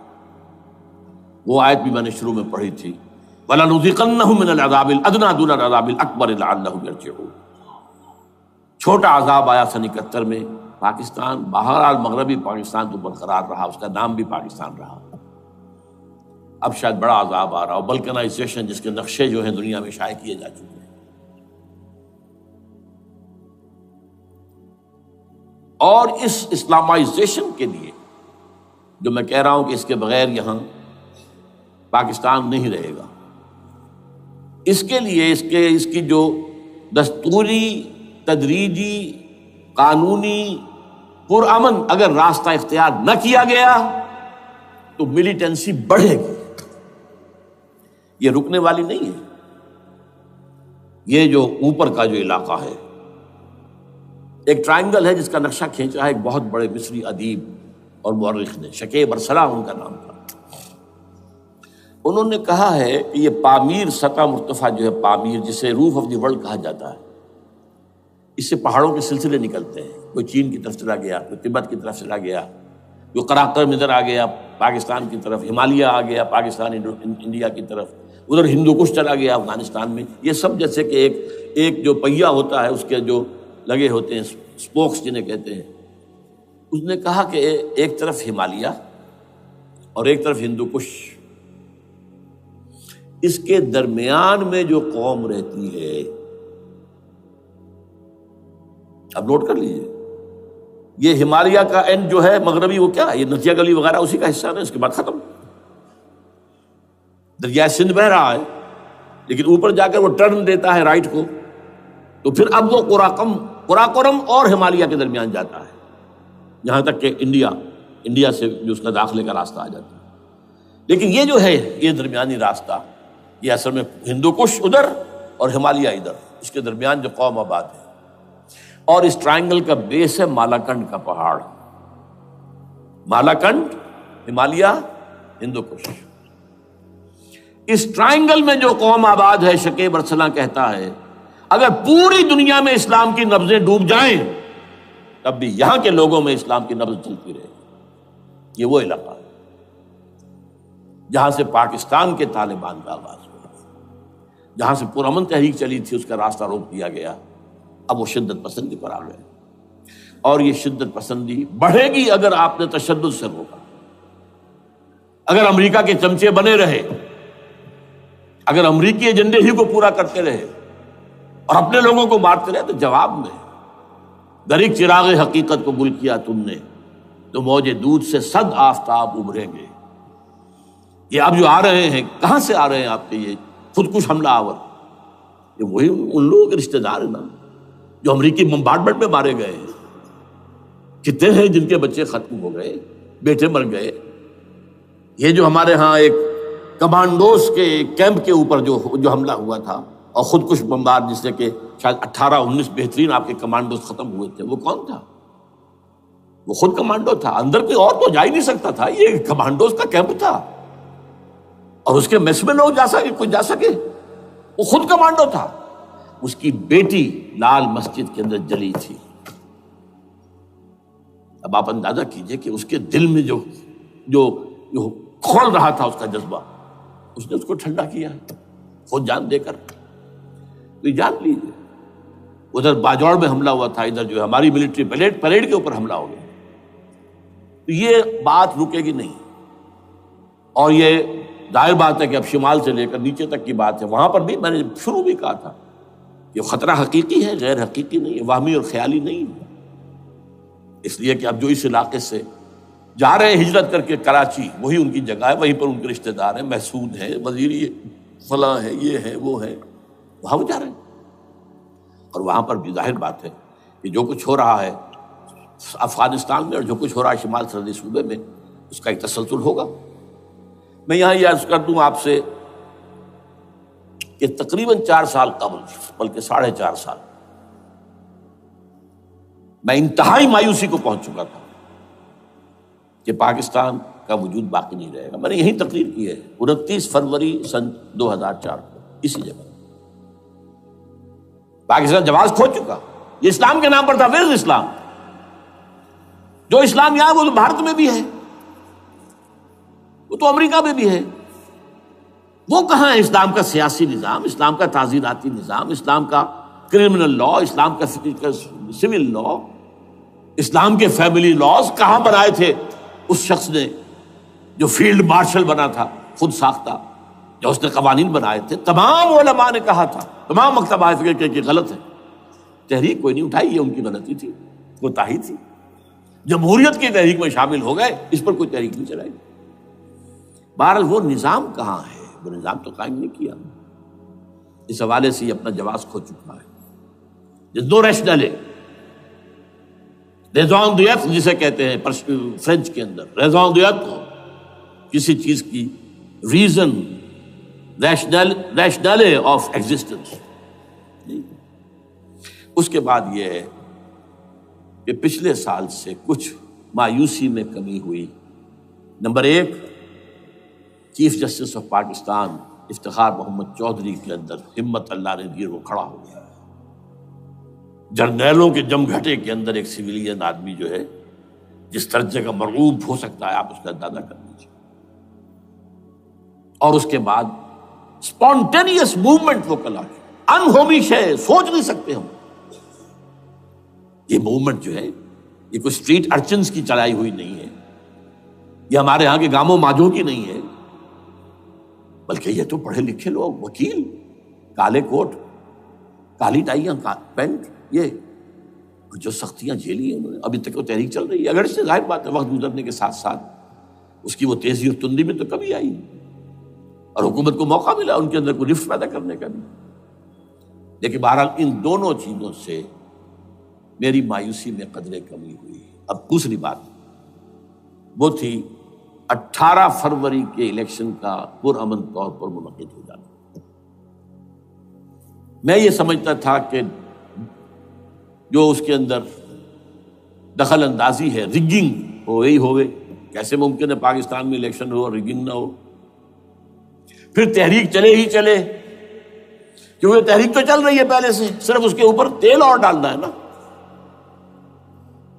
اور پھر بدامنی ہوئی ہو، اور پھر دونوں طرف گدھ بیٹھے ہوئے ہیں. The NATO forces in the west, Indian forces on the east, they will march into Pakistan. اور پاکستان کے ایٹمی دانت توڑ کر Pakistan will be put at the mercy of India, Bharat. Now do whatever you like. Condoleezza Rice کا میں آپ کو بیان سنا چکا ہوں. پاکستان کے مستقبل کا فیصلہ امریکہ اور بھارت بھی کرتا. بہرحال اب تیسری جو امید ہوئی ہے، یہ کل پرسوں میں جو ہوئی ہے، کولیشن جو ہے یہ ناکام ہوتی نظر آ رہی تھی. لیکن یہ کہ صدر کے مواخذے پر یا صدر کے خلاف جو ایک کارروائی ہو رہی ہے، اللہ کرے کہ وہ پوری ہو جائے، یا اس سے بھی بہتر ہے کہ وہ خود ہی استعفیٰ دے کر دفع ہو جائے. بہرحال یہ کہ اس سے بھی کچھ امید کا پہلو جو ہے پیدا ہوتا ہے. اب یہاں اسلامائزیشن کا پرامن، تدریجی اور اسلام کا اور دستوری اور قانونی طریقہ کیا ہے؟ وہ طریقہ کیا ہے؟ 1949 اور 50 میں جو عمل شروع ہوا تھا، جو اس کے بعد سے آج تک جو ہے ختم ہو گیا، اس کو اثر دور شروع کیا جائے.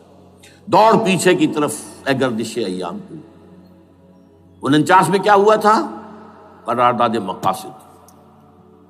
وہ گویا کہ پاکستان میں نظام خلافت کی جڑ تھی جو رکھ دی گئی تھی کہ sovereignty belongs to Allah and whatever authority we have, it's a sacred امانت. یہ تو اصل میں استعمال کی جائے گی یہ قوت کتاب و سنت کے دائرے کے اندر. this is خلافہ. in essence it is خلافہ. خلافت کی بنیاد رکھ دی گئی. اس سے پہلے 48 میں سن 47 کی ایک تقریر کی وجہ سے جو غلط فہمی پیدا ہوئی تھی قائد اعظم کی 11 اگست کی، اس کا انہوں نے کراچی کی ہائی کورٹ بار ایسوسیشن میں جا کے کہہ دیا تھا. کچھ لوگ شرارت کے ساتھ یہ پروپیگنڈا کر رہے ہیں کہ پاکستان میں دستور شریعت پر مبنی نہیں ہوگا، یہ فتنہ ہے، غلط کہہ رہے ہیں. نفی کر دی تھی. اب یہ دوسری بات ہے کہ اندھوں کے اندھے جو ہیں وہ اس 11 اگست کی تقریر کو لیے پھرتے ہیں، اس کے ایک جملے کو، اور یہ اتنی کھلی بات جو کی شریعت کا لفظ. شریعت، پاکستان کا دستور جو سمجھتا ہے کہ شریعت پر نہیں مبنی ہوگا وہ غلط کہتا ہے، وہ شریر ہے، شرارت پیدا کر رہا. یہ قائد اعظم کے الفاظ. بہرحال اس کے بعد ایک عمل کیا ہوا تھا سن 50 میں، یہاں کے سیکولر عناصر نے ایک بڑا شور مچایا، کس کا اسلام لاؤ گے؟ شیعہ کا، سنی کا، دیوبندی کا، بریلوی کا، وہابی کا، کس کا اسلام؟ اللہ تعالیٰ غریق رحمت کرے ان بزرگوں کو. پاکستان کے تمام مذہبی مکاتب فکر کی ٹاپ کی قیادت جمع ہو گئی کراچی میں. شیعہ بھی، اہل حدیث بھی، بریلوی بھی، دیوبندی بھی. 31 علماء، جماعت اسلامی بھی، مولانا مودودی بھی اس میں تھے. انہوں نے 22 پرنسپلز ایگریڈ اپون، دستور بنانے کے لیے 22 پرنسپلز ہیں، حاضر بناؤ دستور. اب کوئی دلیل نہیں رہی، کوئی عذر نہیں رہا، تمام مکاتب فکر کے لوگ جمع. بعد میں ہوا کیا ہے، اس میں کس کا کتنا رول ہے، یہ بڑی درد بھری داستان ہے، میں اس وجہ کو چھیڑنا نہیں چاہتا. حاصل کیا ہے، وہاں سے ہمارا پروسیس ڈیریل ہوا، کچھ اپنوں کے کیے، کچھ بیرونی دباؤ کے تحت. قرارداد مقاصد کی سزا دی گئی لیاقت علی خان کو، تم نے پاس کرائی ہے. اسے ایسے قتل کیا گیا کہ سراغ تک نہیں ملا کہ کس نے قتل کیا. یہ ایسے تو نہیں ہوتا، اس میں پیچھے بڑے بڑے کریکٹرز، بڑے بڑے کردار. اب اس کے بعد وہ عمل کیسے شروع ہو؟ ضیاء الحق نے جو ایک ادارہ قائم کیا تھا فیڈرل شریعت کورٹ، اصولی اعتبار سے بہترین قدم. وہ کیا تھا؟ یہ شریعت کورٹ ہے، اس میں کوئی شخص لائے پیٹیشن کہ پاکستان کا فلاں قانون جو ہے میں ثابت کرتا ہوں کتاب و سنت کے منافی ہے، یا کورٹ سو موٹے لے لے کسی بھی معاملے کو، ایگزسٹنگ جو قوانین ہیں ان کا جائزہ لے کہ اس میں یہ پورا قانون یا اس کی یہ شق جو ہے یہ خلاف شریعت ہے، اس پر آرگومنٹ ہو، دونوں طرف کے دلائل ہوں، علماء بھی آئیں، وکلاء بھی آئیں، بحث کریں. شریعت کورٹ کا تو میدان ہوتا کھلا. بالآخر اگر کورٹ فیصلہ دے دے کہ ہاں یہ ایگزسٹنگ قانون یا جو قانون قابل زیر غور ہے بننے جا رہا ہے یہ خلاف شریعت ہے یا جزون شریعت کے خلاف ہے، تو وہ اسے کینسل کر دے گا اور کہہ دے گی کورٹ کہ اگر یہ مرکزی معاملہ ہے تو مرکزی حکومت، صوبائی معاملہ تو صوبائی حکومت اتنی مدت میں 3 4 6 مہینے کے اندر اندر اس کی آلٹرنیٹ لیجسلیشن کر لے، جیسے ہی مہلت ختم ہوگی یہ قانون ڈیفنکٹ ہو جائے گا. اصولی اعتبار سے اس سے زیادہ صحیح اسکیم کوئی نہیں سوچ سکتا، آج بھی میں قائل ہوں. لیکن یہ بدبختی تھی اس شخص کی، ضیاء الحق کی، اس کو بالکل غیر مؤثر کر دیا. 2 ہتھکڑیاں پہنا دی، 2 بیڑیاں پہنا دی. کانسٹیٹیوشن آف پاکستان آپ کے دائرے کار سے خارج ہے، یہ سیکریٹ کاؤ ہے، ہاتھ نہ لگانا. جو جوڈیشل پروسیجرل لاز ہیں، ضابطۂ دیوانی، ضابطۂ فوجداری، یہ بھی تمہارے دائرے سے خارج ہے. مالی معاملات 10 سال تک خارج، اور فیملی لاز مستقل خارج. انا للہ و انا الیہ راجعون. اب کرنے کا کام کیا ہے؟ نمبر 1، فیڈرل شریعت کورٹ کے دائرے پر جو تحدیدات ہیں، لیمیٹیشن ختم کی جائیں یکسر. نمبر 2، اس کا سٹیٹس کم سے کم ہائی کورٹ کے درجے کا ہونا چاہیے. نمبر 3، اس میں جید علماء کو لا کر بٹھایا جائے، ان کی میجورٹی ہونی چاہیے. وکلاء بھی ہوں، جدید تعلیم کے، جدید قانون کے جاننے والے، لیکن علماء بھی ہوں. اگر آپ جید علماء کو لے آئیں گے تو پھر وہ جو عام مولوی ہے بیچارہ، وہ جو پوری طرح نیم خواندہ ہے یا نیم تعلیم یافتہ ہے، یا ہمارا عام آدمی ہے جو طالبان کے انداز کے اندر وہ شدت پسندی پر آ گیا ہے، اسے یہ اندازہ نہیں ہے کہ دین میں اہمیت کس شے کی اول ہے، پھر دوسری کون سی، ثانوی شے کون سی ہے. اب اس کے بجائے علماء، جدید علماء، تمام جو ہے مسالک کے علماء اس میں شامل کیے جائیں. اس کے فیصلوں پر نظر ثانی کا کھلا موقع ہونا چاہیے. ایک دفعہ عدالت فیصلہ کر دے، نظر ثانی کا موقع ہونا چاہیے. اور کسی شہری کی طرف سے پیٹیشن آئے یا سو موٹو، وہ جائزہ لے اور ایک ایک کر کے قوانین جو ہے غلط ختم. ان کی جگہ پر لیجسلیشن پارلیمنٹ ہی کرے گی یا صوبائی اسمبلی کرے گی. کورٹ کا کام لیجسلیشن نہیں ہے. وہ یہ کہہ سکتا ہے کہ یہ بھائی یہ معاملہ جو ہے شریعت سے تجاوز کر گیا ہے، یا فلاں جو قانون تم بنانے چلے اس کی یہ شق جو ہے شریعت کے خلاف ہے، بس فیصلہ یہ دے گی. ظاہر بات ہے لیجسلیشن اس کا کام نہیں، لیجسلیشن جو کرے گی آپ کی نیشنل اسمبلی کرے گی، آپ کی صوبائی اسمبلی کرے گی. لیکن وہ اس کا متبادل قانون لے آئیں اور پہلا قانون ختم ہو جائے گا. اچھا، اس عرصے کے دوران جو کونسل آف اسلامک آئیڈیالوجی پر ارب روپیہ خرچ ہوا ہے، اس کی رپورٹوں کے انبار لگ گئے ہیں، کسی ایک سفارش کو بھی آج تک پارلیمنٹ میں پیش نہیں کیا گیا. اور اس میں جید علماء رہے ہیں اور تمام مکاتب فکر کے علماء رہے ہیں. ان کی رپورٹوں کو رفتہ رفتہ پارلیمنٹ کے سامنے لایا جائے اور ان کے ذریعے سے نئی قانون سازی کی جائے۔ اگر آپ یہ قانونی دستوری راستہ کھول دیں گے اور تدریجاً اس طریقے سے islamization of laws of Pakistan ہو جائے تو ظاہر بات ہے کہ پھر جو دہشت گرد ہیں، دہشت پسند ہیں، جن کو آپ خطرہ کہہ رہے ہیں، خطرہ، طالبان آنند، طالبان آ گئے، طالبان آ رہے ہیں، اب ڈرو اور بچو اور مقابلے کی تیاری کرو اور اسلحہ تیار کرو، اگر یہ کام کریں گے تو پھر ظاہر بات ہے کہ وہ تو فساد ہوگا، اور فساد کا نتیجہ کیا نکلے وہ اللہ ہی بہتر جانتا ہے۔ لیکن یہ پروسیس جو میں نے بیان کیا ہے، اگر اس پر عمل ہو جائے تو یہ وہ پروسیس ہے جسے جنرل حمید گل نے کہا تھا کہ اگر ایسا ہو جائے تو یہ سافٹ ریولوشن ہوگا، بغیر تشدد کے، بغیر کسی اور کے۔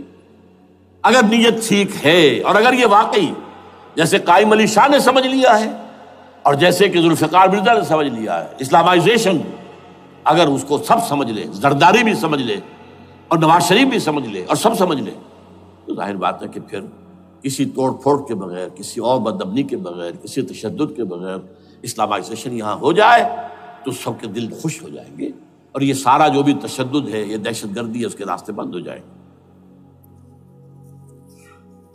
اگر ایسا نہیں کرتے تو غیر تعلیم یافتہ یا نیم تعلیم یافتہ، جن کو کوئی پورا تصور نہیں ہے، نہ دنیا کے حالات کا علم ہے، نہ شریعت کے جو اصل مصادر اور منابع ہیں، اصل سورسز، ان تک رسائی ہے، بس کچھ چیزیں سن رکھی ہیں۔ یہ تو معلوم ہے انہیں کہ داڑھی رکھنی ہے، سنت ہے، لیکن یہ کہ یہ فرض تو نہیں ہے بھائی، پھر اس کی کوئی خاص مقدار تو معین نہیں ہے، یہ تو نہیں جانتے۔ ویڈیوز ہیں، آڈیوز ہیں، ان میں گانے ہیں، اس میں آپ کو معلوم ہے کہ عریانیت ہے، جو بھی ویڈیوز ہیں، اور وہ تو ان کو جلائیں گے ان کی دکانوں میں۔ آپ تعلیم دے رہے ہیں لڑکیوں کو، وہ جانتے ہیں جو تعلیم آپ دینا چاہتے ہیں، آپ تو ڈانس کی تعلیم کو بھی وہاں پر نافذ کر رہے ہیں، آپ نے تو تعلیم کا شعبہ ہی دے دیا اسماعیلیوں کے ہاتھ میں، لہذا ان کا تو رد عمل ہوگا، ہوئے۔ اس کا راستہ اگر روکنا ہے تو اس پروسیس سے جو میں نے بیان کر دیا ہے، جس کو میں بیان کر رہا ہوں نہ معلوم کب سے، نواز شریف صاحب، ان کے والد میاں محمد شریف صاحب مرحوم، اور شہباز شریف صاحب اور عباس شریف صاحب چاروں میرے پاس آئے تھے، 2 دفعہ آئے تھے، اور میں نے یہ ترمیمی بل پیش کیا تھا جس کے آئٹم میں نے آپ کو گنوا دیے۔ بہرحال نہیں کیا کچھ انہوں نے، لیکن یہ کہ اگر یہ نہیں کریں گے تو یہ کہ دوسری طرف یہ سمجھ لیجئے اس وقت پاکستان کے دینی مدرسوں میں شدید تحریک چل رہی ہے۔ لال مسجد یہ ایک سمبل بن چکا ہے، یہ ایک علامت ہے، اور یہ ملیٹنسی کی طرف بہت بڑی تعداد میں، خاص طور پر جو طالب علم ہیں عربی مدارس کے، طالبان کی سورس یہی تو ہے نا، یہی تھے جن سے کہ افغانستان میں طالبان ابھرے تھے اور یہیں سے پاکستان کو ابھر رہے ہیں۔ ان کے اندر شدید لہر ہے، اور کوئی بہت بڑا فساد ہو گیا اگر خدا نہ خواستہ تو that will be the end of Pakistan. اس سے بچنا ہے تو وہ راستہ اختیار کریں جو میں نے بیان کر دیا ہے، جو میں سال سے بیان کر رہا ہوں۔ دستور کا ترمیمی بل بنا کر دیا ہے، اسے عام بھی کیا ہے۔ البتہ اس عرصے میں ظاہر بات ہے کہ ہم کیا کریں گے، ہمارا کوئی پروگرام کسی ملیٹنسی کی طرف جانے کا نہیں ہے، ہم اسے مفید نہیں سمجھتے بلکہ مضر سمجھتے، یہ کاؤنٹر پروڈکٹیو ہے۔ ہمارے سامنے پروگرام کیا ہے؟ سے نکاتی پروگرام، بڑے پیمانے پر دعوت ایمان بذریعہ قرآن، نمبر 1۔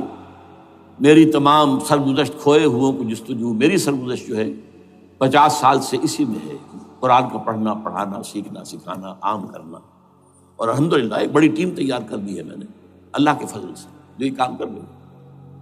دعوت ایمان بذریعہ قرآن، اور جو ایمان واقعتاً لے آئیں، جس کا ثبوت ہوگا شریعت پر عمل، جس چیز پر عمل کیا جا سکتا اور نہیں کرتے تو آپ مجرم۔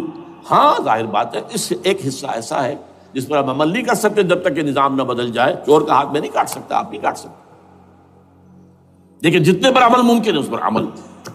ایسے لوگوں کو آرگنائز کیا جائے، بیعت کا نظام، مسنون نظام، قرآن میں معصور، مسنون، منصوص، یہ سارا نظام اس کی بنیاد، ایک آدمی کا وہ آدمی کہے کہ بڑھو تو بڑھو، وہ کہے کہ رک جاؤ تو رک جاؤ۔ نمبر 3، ان لوگوں کا تزکیہ، اور میں بتا چکا ہوں تزکیہ اور تربیت۔ تزکیہ کس بات کی؟ کوئی امنگ، کوئی ولولہ، کوئی مقصد، کوئی تمنا دل میں نہ رہے سوائے اللہ کی رضا کی۔ حکومت مطلوب نہ ہو، اقتدار مطلوب نہ ہو، مال و دولت مطلوب نہ ہو، اللہ کی رضا اور آخرت کی فلاح۔ ہر تمنا دل سے رخصت ہو گئی۔ حضرت مجذوب کا مصرع، اب تو آ جا، اب تو خلوت ہو گئی، اے اللہ تو آ جا میرے دل میں، میرے دل سے ہر تمنا نکل چکی ہے، خلوت ہے۔ اور تربیت کس کی؟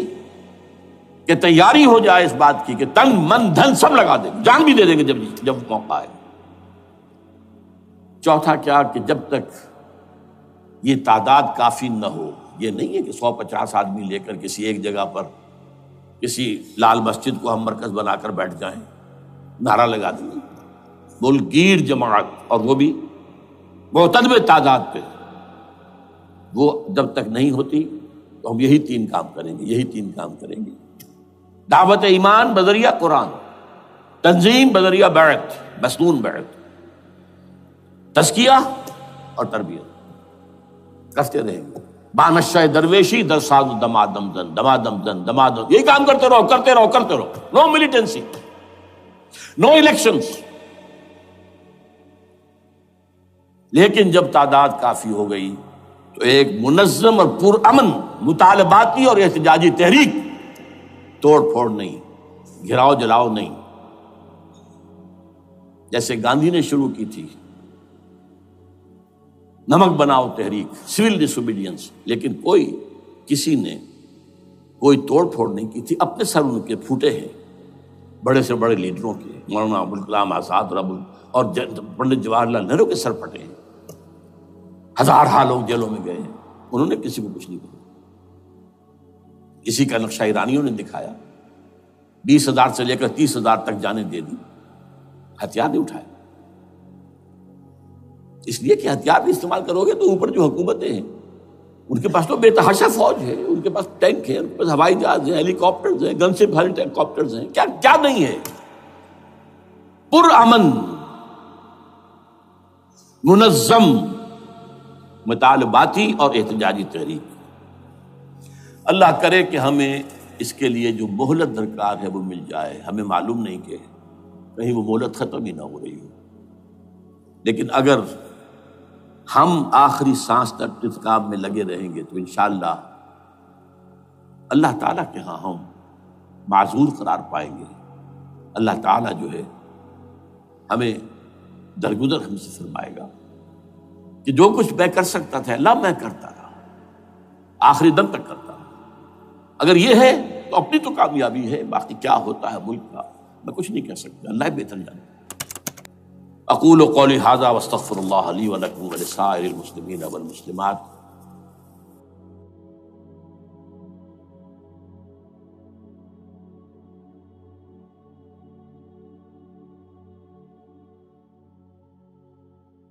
چنگا لگدا ہے علی والا، سونا لگدا ہے علی والا، سونا لگدا ہے علی والا، چنگا لگدا ہے علی والا، علی والا والا علی والا، چنگا لگدا ہے علی والا، سونا لگدا ہے علی والا۔ کسے بھی میدان چو، کسے بھی میدان چو، سن لے سن لے سن لے، نہیں بھجدا علی والا، نہیں بھجدا علی والا۔